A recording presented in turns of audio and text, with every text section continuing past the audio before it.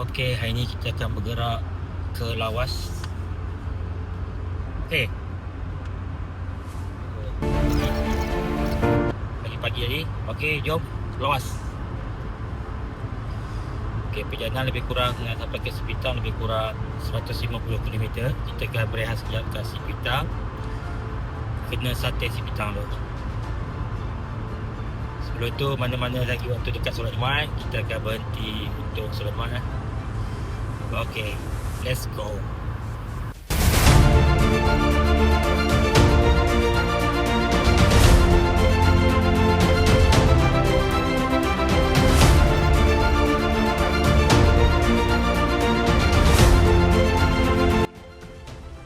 Okay, Alhamdulillah kita akan berhenti bersolat Jumaat sekejap.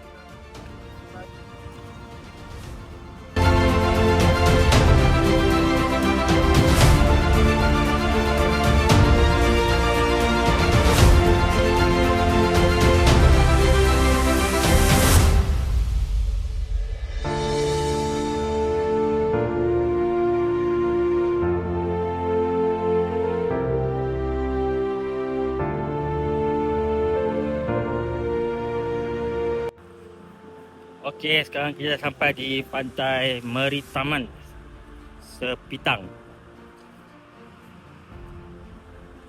Kita singgah sekejap.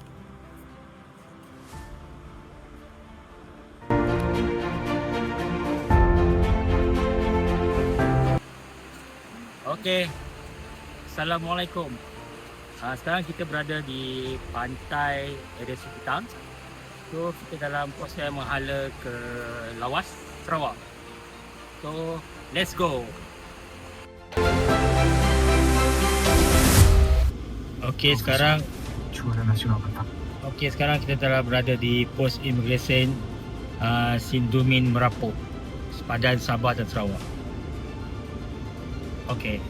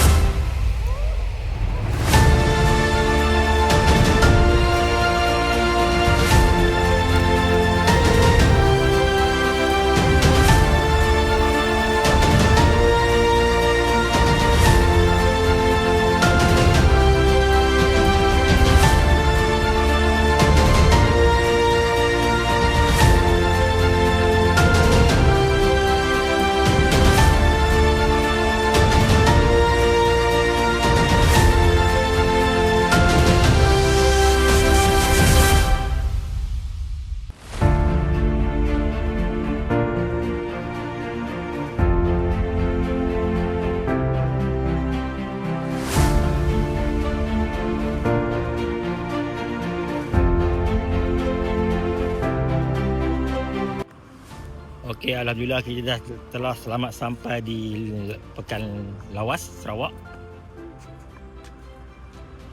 So, inilah waterfront Lawas.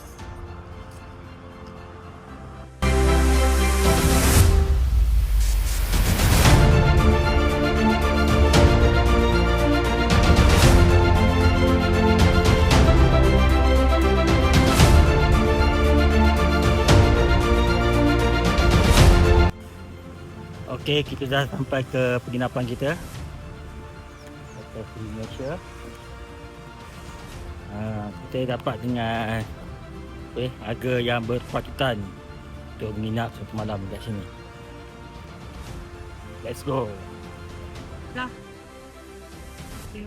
Sekarang membuat pembayaran deposit dan check in